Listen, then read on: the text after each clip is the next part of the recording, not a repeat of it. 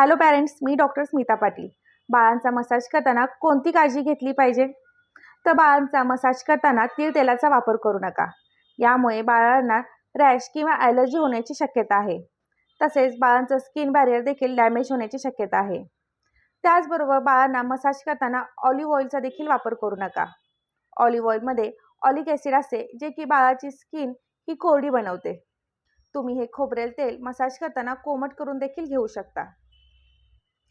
बाळाचा मसाज हा शक्यतो बाळाच्या आईने करावा, ज्यामुळे बाळामध्ये आणि आईमध्ये एक भावनिक बॉन्डिंग तयार होण्यास मदत होते.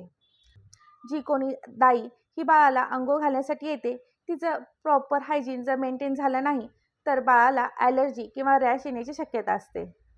बाळाचा मसाज हा जोरजोराने चोळून करू नका. बाळाला हलक्या हाताने हळूवारपणे मसाज करा, जेणेकरून रक्ताभिसरण हे सुधारेल.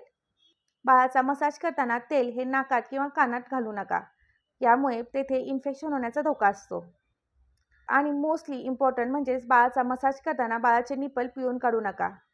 यामुळे बाळाला तिथे ॲब्सेस फॉर्मेशन होऊ शकते.